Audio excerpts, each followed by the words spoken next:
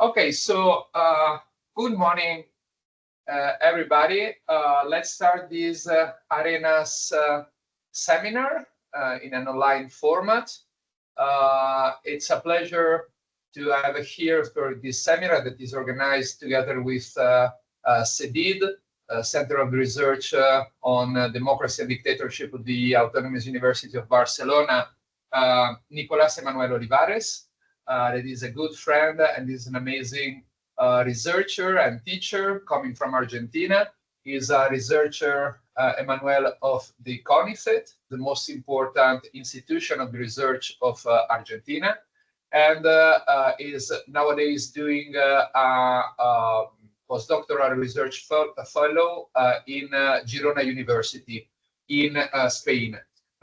Emmanuel is also leading a research project nowadays that is very interesting and linked with the topic that we touch today in this seminar. The title of this research project that finished in 2027 is Constitutionalism, Human Rights and Democratic Erosion, and is also a professor of constitutional law and history of the institution and public international law in the Universidad Nacional de La Pampa and the Universidad de Belgrano in Argentina, both of them. So the title of the seminar is How to Study Contemporary Democratic Erosion. We know that is a topic, an issue absolutely interesting, absolutely linked to what we are seeing in Europe and in America in the last year. So I think is really interesting to listen to what Emmanuel will explain to us. The format will be first intervention of Emmanuel around half an hour, more or less, and then we have time for the debate, question, and try to go deeply in this topic. So Emmanuel, it's up to you when you want to start. We are here listening. Greetings all, good morning. It's a great pleasure for me being here, sharing this morning in a nice dialogue of colleagues, of academic peers, about a topic that I think it's quite current, right? My exposition is going to be connected with a draft of paper that I'm actually working now, as my dear colleague and friend Steven said. The title could be, I don't know, I precise much more time to think about it, something like reflexive approach to contemporary democratic erosion. And I'm going to do that thing that you do when you're going to a nice cinema or watching a nice movie or song, that it's completely spoiler the end of the thing. I think the interdisciplinary approach it's the way, right? I think in social sciences we are committed to a hard work to connect history, sociology, law, philosophy. So I can begin by saying that nowadays we are assisting to a great amount of reactions in our digital networks, right? And reaction is kind of a great word here. Maybe we can connect this with also a contemporary revival of an old school of philosophy that it's called Stoicism. Maybe if we take seriously the words that said Epictetus so many hundreds of years ago, that he said, it's not the facts that affects us, but the reaction we make about them, the most interesting thing. I think reaction is not the same as reflection, and that's the core of my presentation. I think that there are many quite interesting colleagues and papers that are only reacting to a problem and not also reflecting on it. I think that there are marvelous works in terms of empirical political sciences, but I think that we need more of philosophy, we need more of sociology, we need more of history, like the great Stephen here is doing, right? Connecting the dots. I'm thinking in a way we can say in context, not in a vacuum. So my proposal here is just to present some ideas of my work and then have a dialogue. I'm going to be so much brief as brief as I can, presenting my ideas, and I think that the main idea is that reflexivity could be an interesting tool to measure different scenarios. And my worry as a researcher is that there are many confusions in terms and concepts like illiberal, autocracy, populism, fascism. I'm not going to cite all the pages of Stephen work, paying attention that far right wings, it's not the same as saying fascism or neoconservatism. I think that it's a very interesting work here that connects very well with Stephen's work, that it's Natasha Strobel's work. I think it's very interesting what she's doing right now in terms of detaching what it's a conservative regime, a neoconservative regime, an extreme far regime, or a new right regime, or a 2.0 extreme far regime, as maybe Stephen will teach us. This is one interesting point, and my point of departure, the reading departure would be those articles. Maybe you remember that were launched during 2015 in the Journal of Democracy. Maybe it's nowadays the most important academic review source of papers to think in democratic erosion. I was very interested in reading Monk and Fua's work, Roberto Foa and Joshua Monk work. They are political science at the United States.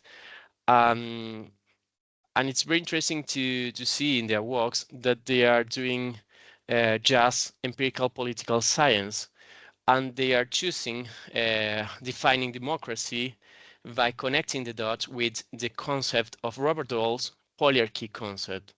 But as all we know, Robert Dahl distinguishes an ideal dimension and a non-ideal dimension, if you use John Rawls' terminology right here, no, in the public laws, this interesting book.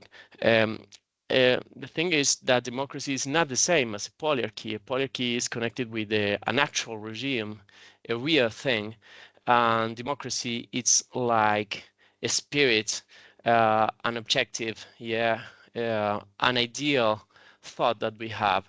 So maybe it's not democracy what is in crisis, but a more specific way of defining a polyarchy, or maybe the methodological tools that some political scientists are actually using to measure this problem. After reading deeply Munch and Foa's work and other political science like Luncan, Way, Levitsky, Siblat, and this interesting literature, you can go there and see that they are explaining to us that we are more or less in a time of democratic erosion. But after saying this, they are not qualifying or defining in more precise terms if democratic erosion is the same as having a deconsolidated regime, or is not the same as a democratic regression. So I've been working in some papers of academics like Emilio Peluso and Antonio Diaz in Brazil or Roberto Gargarella in Argentina, that they are saying that it's not the same talking about democratic erosion, deconsolidation, or regression. So I think this is one of my main points, and maybe after sharing this draft of paper in the future, we can share some thoughts about it.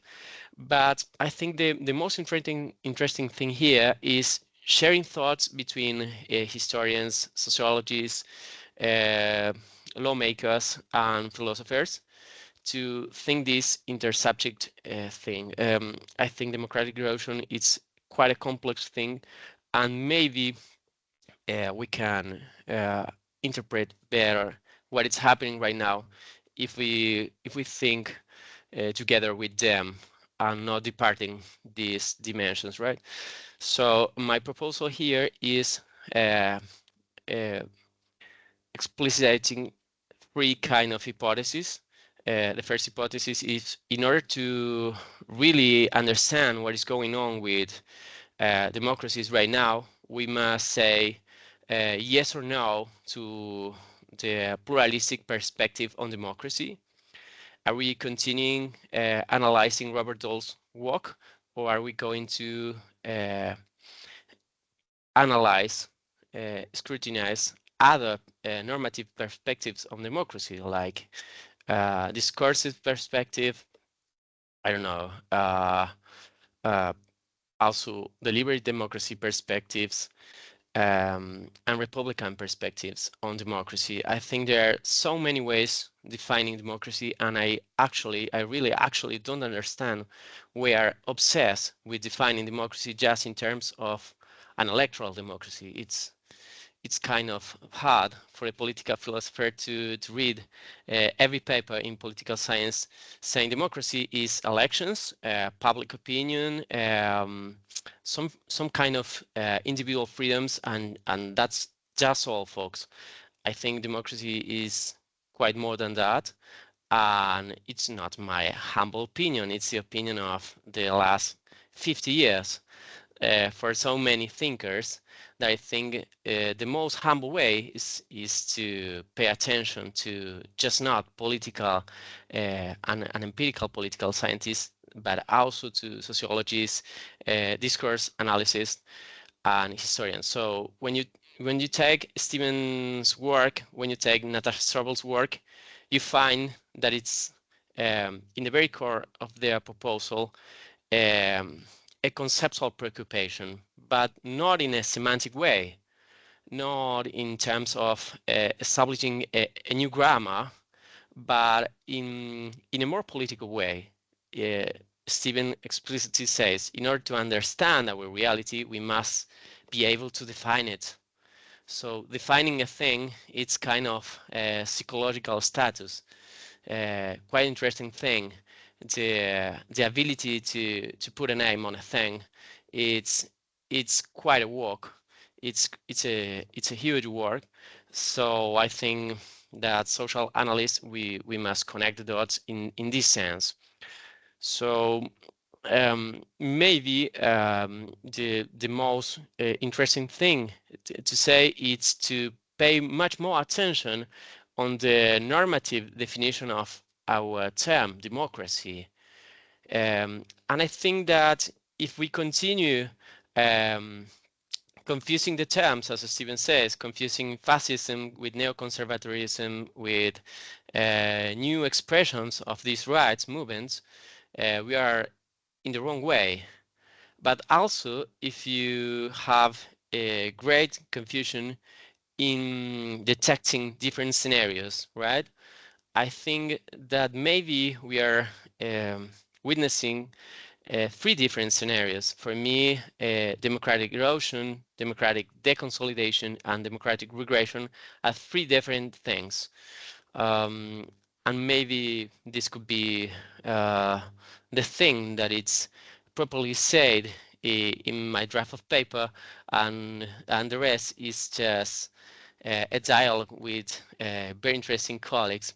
But the thing is, some persons like Margaret Archer, that is a sociologist from the UK, says that if you want to understand what is happening in in a great change in a society, you should pay attention to the work that the person is doing inwards and not outwards. So you must pay attention to her or his thoughts. So reflexivity, the kind of way that I was saying at Third Place, not just reacting, not just posting a like or a dislike emoji to a video, an image, or a phrase. It's much more complex. So she says that um, we can capture a very complex picture, that it's meta-reflexivity, fractal reflexivity, inner reflexivity, communicative reflexivity. So I'm not going to borrow you with so many terms and definitions, but I think that it's very interesting that a great sociologist is paying attention to this very precise phenomenon in terms of reflexivity. Then you go to political philosophy and says, okay, what's the paradigmatic way of defining democracy nowadays? Okay, I know, one can say. It's Robert Dahl polyarchy. No, of course it's not. It's deliberate democracy. For the last 35 or 40 years, deliberate democracy is the genuinely paradigm in defining what is democracy for us.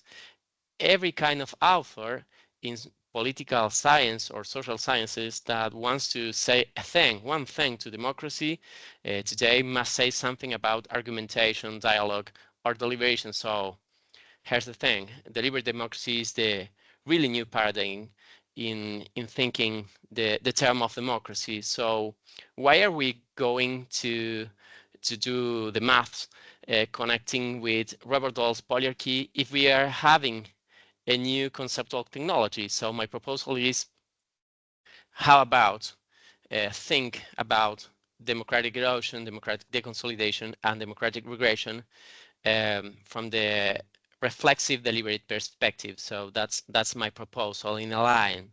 Uh, um, and that's the thing. And I think that the works of Stephen, the works of Natasha Strobel, and there are many other works contribute to this line of thought, because when we are defining what is a democracy, we're not just paying attention to the electoral dimension of democracy.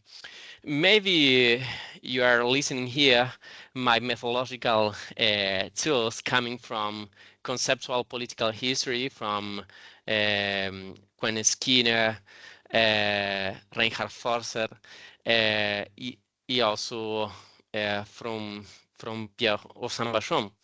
I think that it's very interesting to give a chance to think this actual phenomenon from a very different angle, from a very different concept of democracy.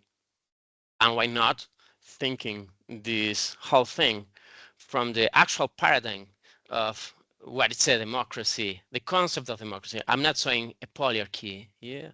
I'm not saying a real regime. I'm saying democracy as an ideal. So for being also more brief, my proposal is, as I said, differentiating these three scenarios, that it's democratic erosion, democratic deconsolidation, and democratic regression. For my surprise, reading Gargarella, reading Antonio Diaz in Brazil, reading Emilio Peluso Nedermeyer, also in Brazil, they are just doing that. And they are saying more or less what is going to be said right here.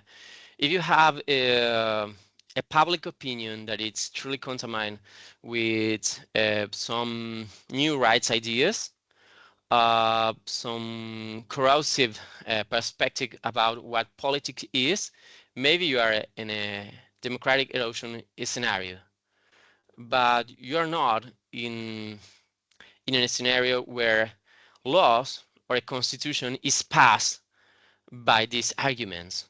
So you are not in a scenario where laws are justified by new right wings or far right wings arguments. So maybe Spain nowadays is in a democratic erosion scenario because there is a party, maybe a bunch of parties that are saying more or less that we need to cut some rights, uh, more than social rights, political rights, that it's more dangerous for me. I think when public opinion, I'm thinking in Jürgen Habermas two-track model, right? Public opinion and juridical dimension of the law. So when public opinion is based on this kind of arguments, but you're not having a government that is ruled by these arguments, we are maybe in a democratic erosion scenario. Then the next step, the next corroded step would be living in a country where your government actually passes laws, infraconstitutional laws, using these kind of arguments. So saying women's or LGBTQIA plus subjects have or don't have these rights according to this perspective on politics, really? This far-right perspective on politics, or 2.0 far-right perspective on politics, right? So it's a very different scenario having a law pass on these kind of arguments, legal arguments, that not being in this scenario, than just having a party, a political party, that it's saying that aloud in a parliament. And the third scenario, I think it's quite different, and the most dangerous one is when you are having a complete reform of the state in terms of a constitutional reform of the state, changing also the name of a state. You know that recently, in 2023, the European Parliament took the voice and said there is a country of us that took the word republic, yeah, to its very own name. Taking apart the term republic from a state is, I think, in political philosophical terms, is changing not only one element of the state, changing not only the governmental dimension of the state, but changing the whole state. So I think we are witnessing in this kind of regressive democratic scenarios changes not only of parties, social movements, and arguments, but also changes of state forms. I think we are witnessing, in some cases, what might be called a desrepublicanization process, that it's going backwards against social justice and political justice, that are the main pillars of a very well-known book of Philip Pettit, Republicanism, that says that political justice and social justice are these lights that spreads some reasons for us in a republican state. So I think more or less this is my proposal. And finally, to connect the dots also with political discourse analysis, I think it's very interesting what it's doing right now. Audrey Alejandro is a very interesting researcher that is working in terms of connecting reflexivity with not just, as Margaret Archer does, inner dialogues, but social dialogues. She's saying that we must take into account a reflexive perspective, not just only due to our object of study, but also as subjects of study, right? As researchers. She's saying that we must recapture the idea of praxis that connects much better what is a theoretical perspective with a practical perspective. That is more or less what we are having now. Begin to think in terms of praxis, right? In these philosophical terms. It's very interesting to connect what Archer says, what Alejandro says, and finally, just a word about delivery democracy. I've been working on it for, I don't know, 15 years from now. There's a very well-known professor that is Robert Gooding, that is from, I don't know, 20 years, 22, 23 years, saying that reflexive democracy and its principles, it's a better way to define democracy. So I think maybe it's a way to have a brief presentation of my thoughts. I think it's not the most analytical way, but I think it's better to have a nice dialogue here. So thank you. Well, thank you very much, Emmanuel, for this intervention and to try to put on the table different concept, different way of studying, and I think is really interesting. And I think there's a lot of well, issue, concept, things to talk about. So maybe well, we just opened the space for and time for question or consideration, and I will start with two questions that are well related. The first one is about the three scenarios that you pointed out. If I'm not wrong, and I think it will be interesting for everybody to enter a bit more in this. You say that the three scenario is, for example, well, democratic erosion is the first scenario. The second one is the democratic deconsolidation, and the third one is the democratic regression. You put like an example of the first scenario, democratic erosion, for example, Spain nowadays, where there is not a far right or authoritarian government, but there is parties in the opposition that they are saying or propose some cut of different kind of rights.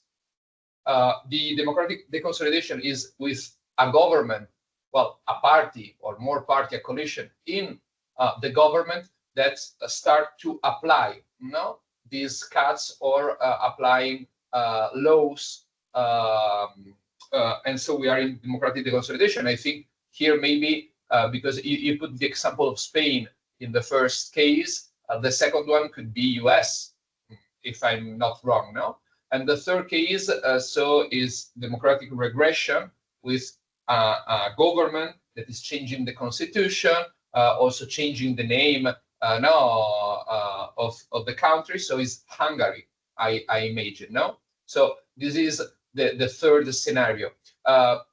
So it's like a different step. The erosion is only the first step that is not exactly from the government, but idea and proposal existing in the political party system or in the society, while the other two, deconsolidation and regression, is from the government, from the state. Is right. So maybe if you can go enter a bit more there, I think is a crucial point.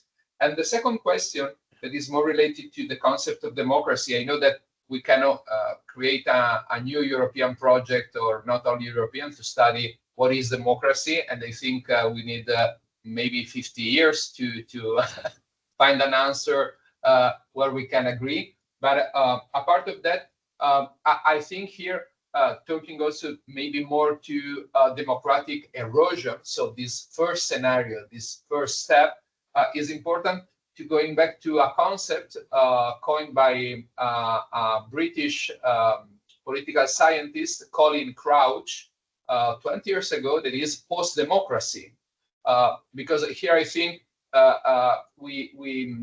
what maybe could be interesting that you say something about is if, in your opinion, taking account that democracy and polyarchy is not the same, what you just say, but in any case, the idea of democracy and the concept of democracy more or less accepted worldwide in the last 40 years changed a bit compared to the period before the victory of neoliberalism, let's say in this way. So the democracy is not only some kind of rules, fair and free election, but there is also, a fight against inequalities and a fight for social justice.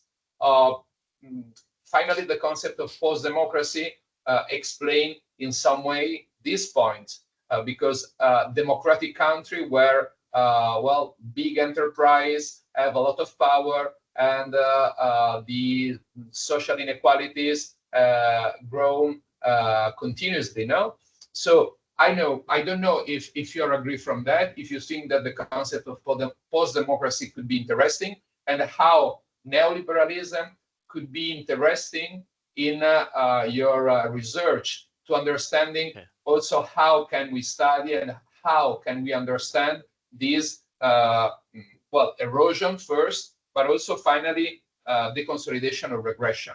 I don't know if it's clear, but yeah, okay, perfect. Thank you so much, clear sweater. The first one, okay, I'm just gonna read a little bit of it to clarify my point. Of course, you are right. I'm thinking in Spain, in Argentina,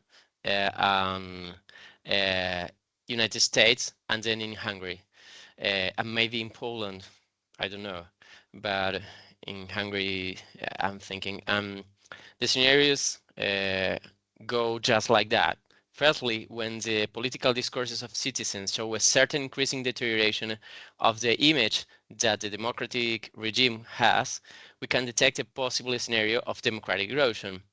Secondly, if this distrust overcomes the barrier of the public space of citizens' opinion and penetrates the discourses offered by representatives in the legal spaces of the constituted political powers, implementing norms, institutions, or legal measures that limit democracy, we will be facing a possible deconsolidation scenario. And then thirdly, if on the basis of these political discourses prone to a certain authoritarian norms, institutional measures were effectively implemented, then we will witness a democratic regression if there is a constitutional reform, attentive to which the mutation of the regime will occur in terms of a mutation of a state and not just in terms of a change of government. Thus, these three scenarios connect perfect, I think, with what BDEM researchers are doing right now in terms of marking different changes that are coming from liberal democracy to electoral democracy to electoral autocracy and close autocracy. I think that Stephen captures these changes also in his recent books.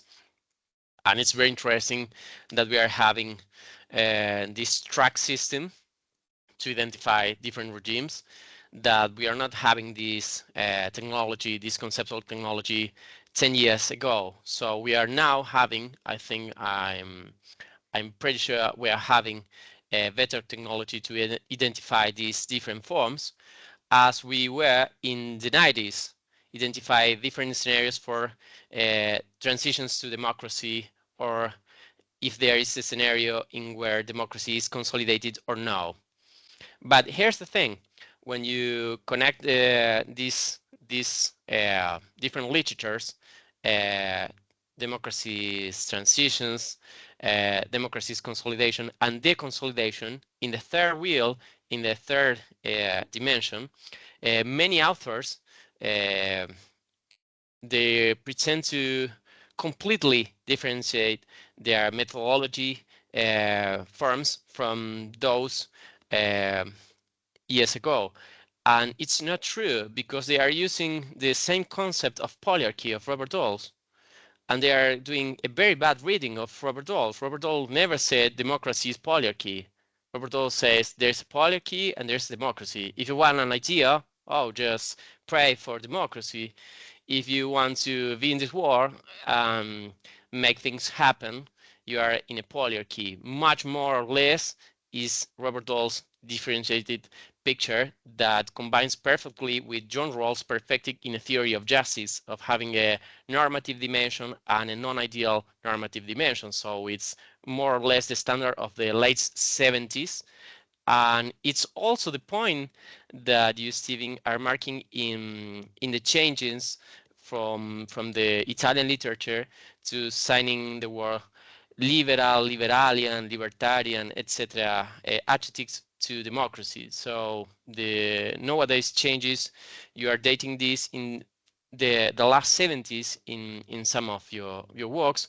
And I think it's very interesting that the most recent literature is not capturing this complex perspective on roles, and many authors, I cited here, Archer, Alejandro, Gargarella, Diaz, Peluso, any if you want, you can read it, and they are saying the same as Steven is saying. If you're not defining with precision our concepts, we are not going to understand our reality. So I think these three scenarios are taking much more attention to a dimension that is not very well captured by empirical political science, that it's not less than the law. So when you have a government that is binded to a juridical project, you are saying that you have a format, a type of government, and you are saying that if this is eroded, I think you are in a deconsolidated scenario. And then when you are mutating your constitutional, you're going to a different kind of state. I'm saying this because in a very interesting study, Emílio Peluso Nedermeyer, that it's a constitutionalist from Brazil, from Minas Gerais, Brazil, a very friend of mine, has studied how the dictatorship in Brazil consolidate their weapons, their pillars, to stay more in power than in the case of Argentina or Uruguay. Yes, so the results for Emilio are the change. The key lock is constitutional identity. He's saying that when a country modifies in a deeply way their constitutional identity, they are not just changing a government, or it's not that we are witnessing a change in government, but a change of the whole state. This connects with your final remark about liberalism, illiberalism. I think Larell biography, the Oxford Handbook for Illiberal Democracy, I think it's 2024. It's quite interesting. I share some thoughts here with Steven about the path that we must go. I think if we continue saying that all is fascism, all is populism, or nowadays that many colleagues are saying all is illiberalism, we are in the wrong way, because the most important thing is detecting things in reality. So a very wise man taught me, I don't know, 30 years ago, something like that. He said to me, if you want to have a good theory, you have to put value on two things. You have to have an explanatory capacity. You must have a capacity to explain reality. If you can't explain reality, you are just completely screwed. And if you have the capacity to explain reality, you are not even near to change it. So you have to employ a tool to transform reality. So I think if we continue analyzing our reality in terms of a one confusing scenario, everything is a crisis of democracy, right? Everything is crisis, everything is erosion. I think it's not. And polyarchy is going to be the last and ultimate tool for assessing our realities. We are not having a very powerful theoretical perspective, and we are not having the capacity of transform reality. Why I'm saying transform reality? Because reality right here, right now, is occurring in a digital space, and new rights movements are flourishing in digital space. So how are we going to capture this kind of techno discourses is one of the main questions of Marianne Pavot, great researchers in discourse analysis that is capturing not only the words, the tags, but also the frames. Now we are witnessing a thing, a bubble that says chat, another work with the head, and a body that says people, and to participate with the hand, right? These tools, these very specific tools, are modifying the way we are interacting. So this is a frame for our techno discourses, right? So if we don't capture this fluid space, digital spaces, I think we are not capturing at all this new reality. I think in the future, discourse critical analysis, or as Audrey Alejandro explains, reflexive discourse analysis is the base for historians, for political philosophers to understand what is really happening.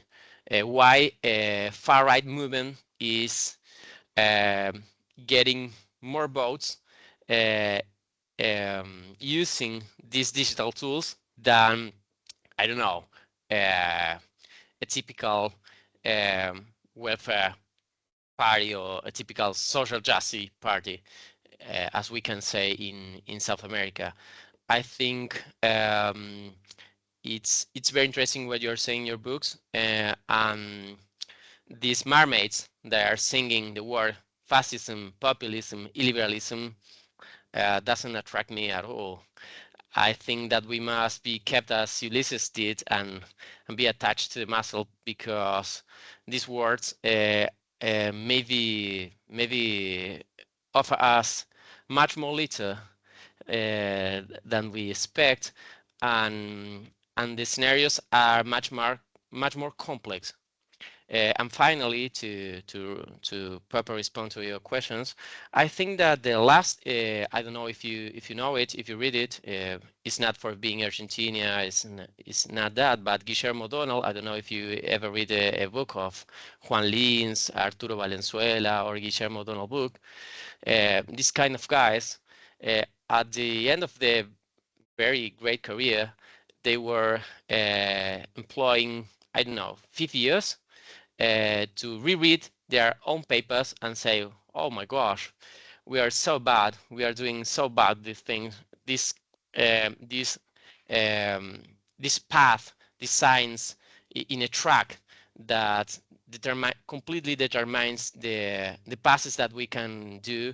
It's very bad. It's not what a scientist must do. The last Guillermo O'Donnell said that in terms of democratic transitions, democratic consolidation. So I think it's a very interesting thing that in Strobel, Stephen, Audrey Alejandro, Robert Gooding walks, we are not finding a path that it's completely determined. So if you are in phase one, if we are saying, if you are in a democratic erosion scenario, you're inevitably in a future in a deconsolidated or democratic regression scenario. I'm not saying that. I'm saying that we must avoid saying that, because reality is much more complex. But I think it's a very interesting way to mark what empirical political scientists of BDM are saying, that we are passing from liberal democracy to electoral democracy, electoral autocracy, and close autocracy. I think that my proposal is much more humble. I don't need to define what it's liberal democracy, electoral democracy, open democracy, closed democracy. I just need to define what is going on the public opinion, what is going on the government, and what is going on in a constitutional process. And I think it's much more simpler to capture in including a discourse analysis in the press. So nowadays I'm doing a postdoctoral research project on discourse analysis and democratic erosion in Brazil and in Argentina, and it's very clear that the tags are saying much more or less that there's a constitutional identity that is changing. So I expect to respond well to your questions. Well, thank you very much, Emmanuel. I don't know if there is some other question. Please jump in if you want to ask something.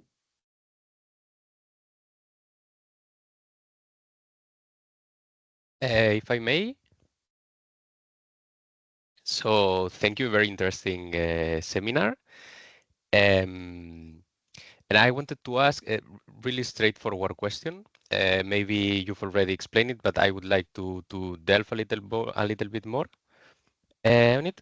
And it's about also erosion and how it starts happening.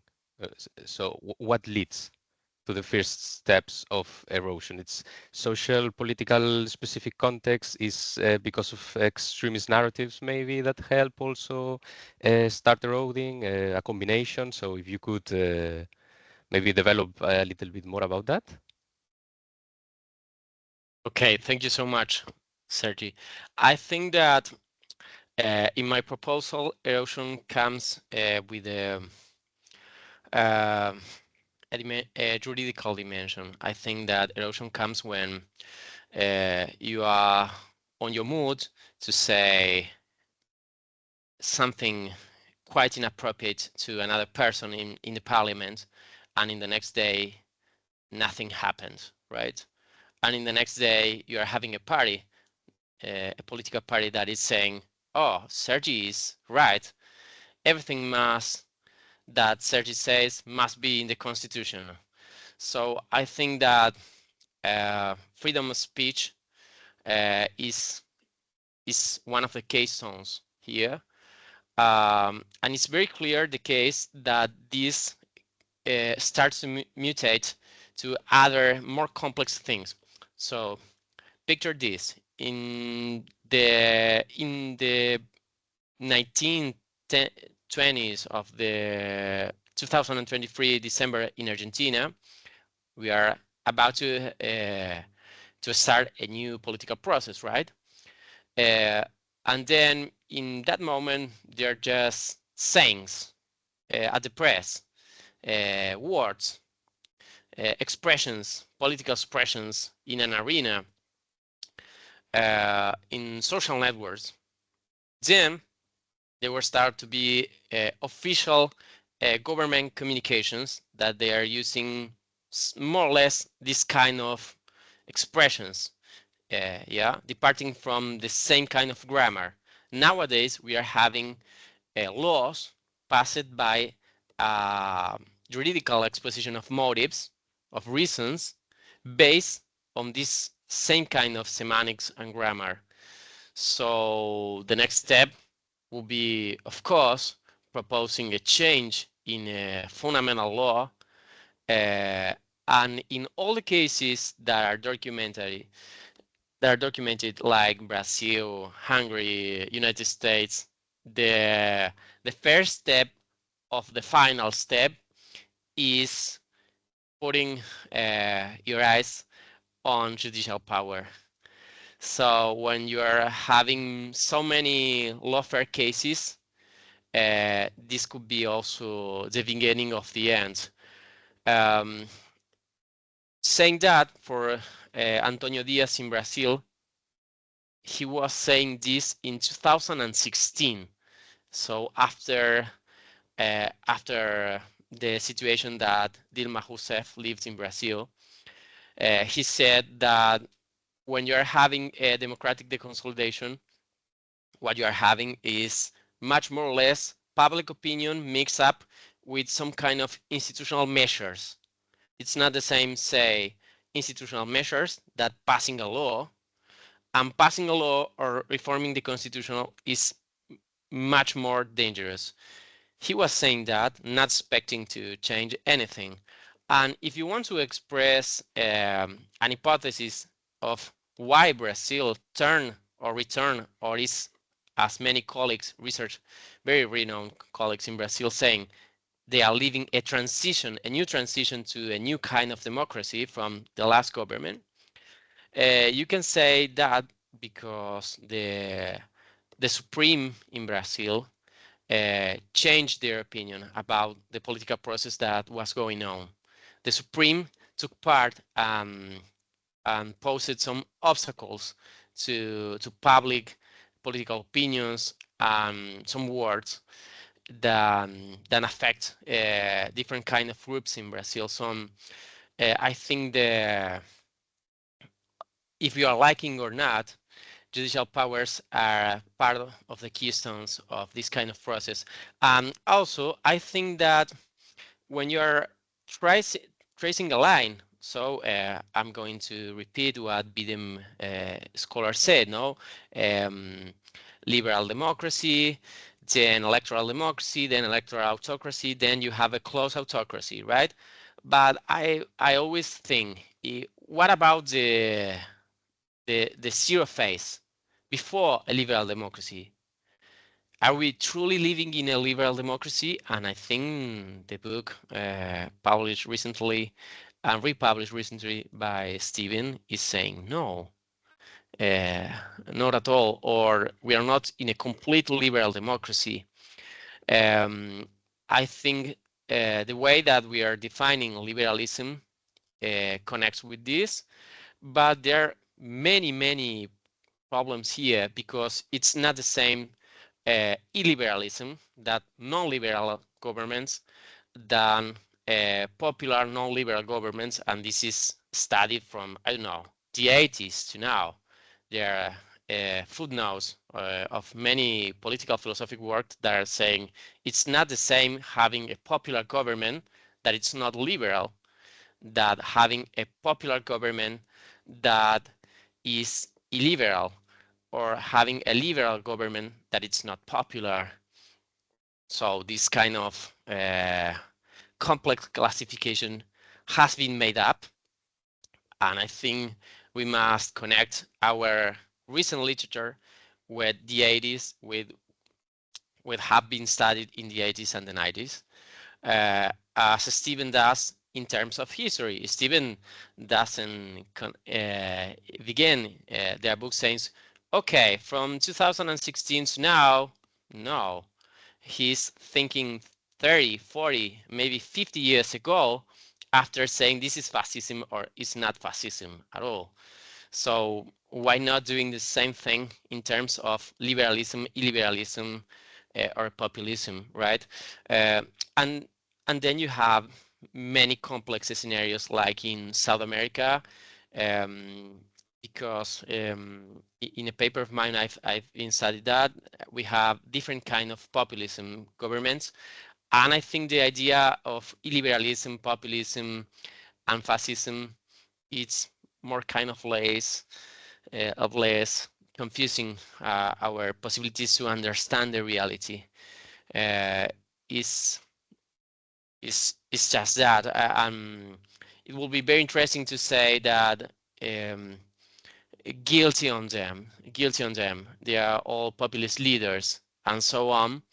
But I think this is a kind of argumentation that is not scientific at all. I think science must prove things, must give proofs to things, and if we are in mathematics, we must know a little bit of physics and chemistry, maybe.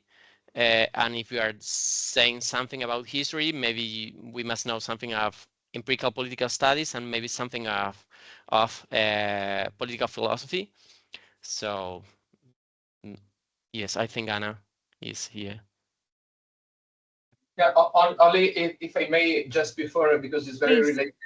Yeah. It is. It was a subsequent question. I was waiting. Sorry. No, but it's 30 seconds.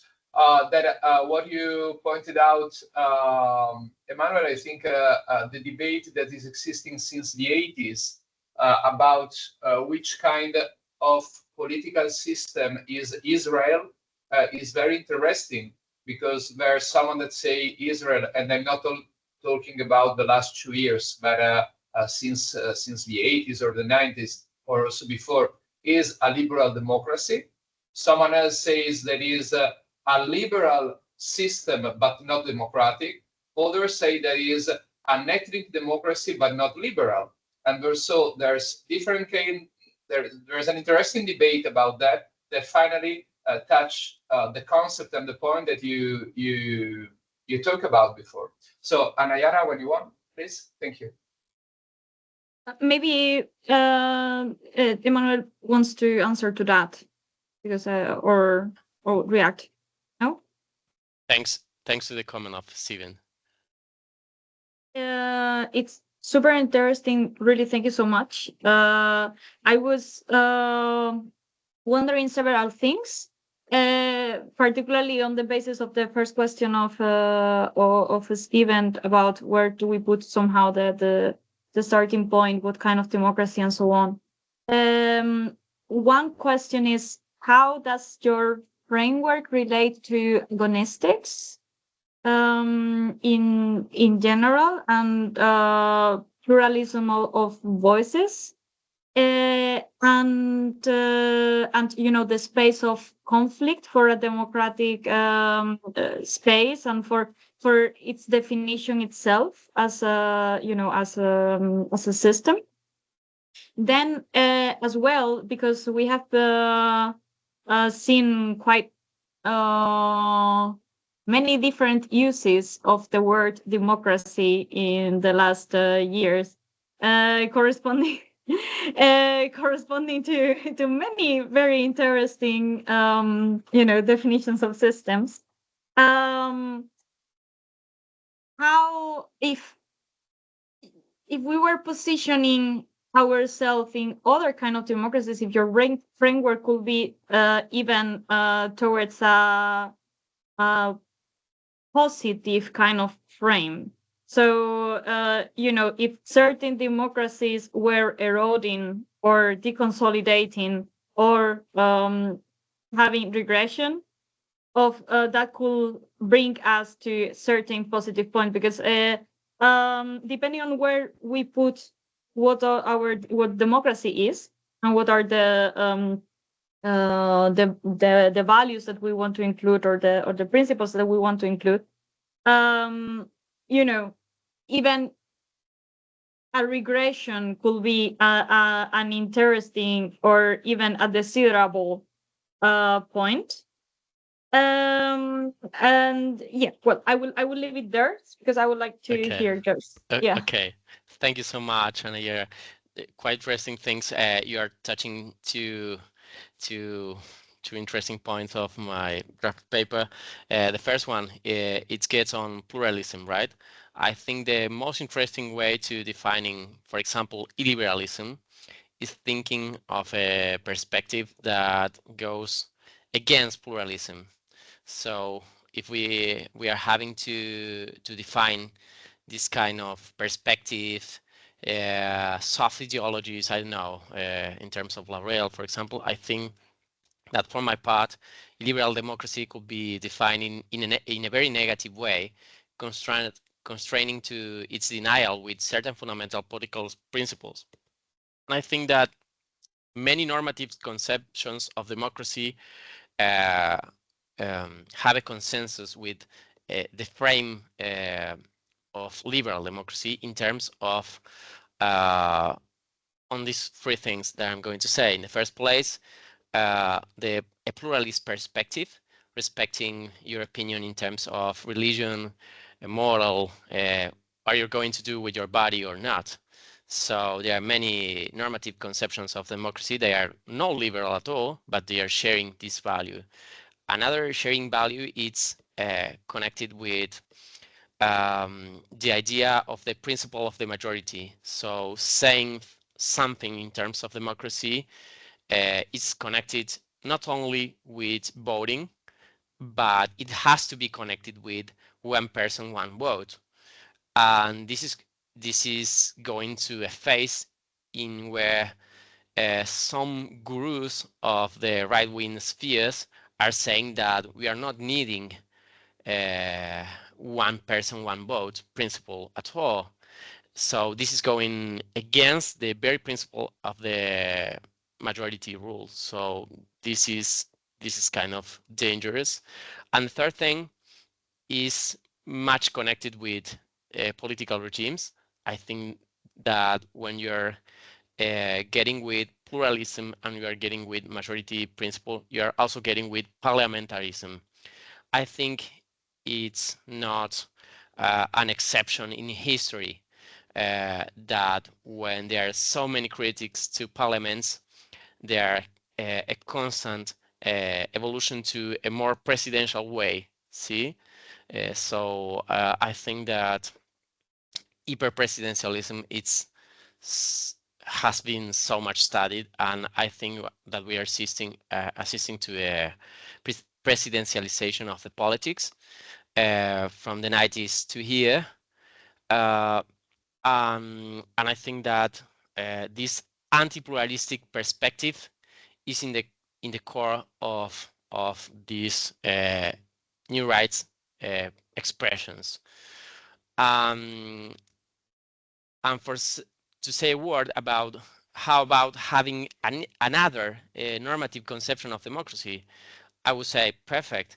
Better for my work, because if we can prove that it's a change in public opinion, if we can prove there is a change in the legal arguments in why we are passing or not passing these laws on, or if we can prove there is a constitutional reform that it's slightly or very rooted, or has very rooted connections with extreme rights, new rights, 2.0 new rights, or far rights.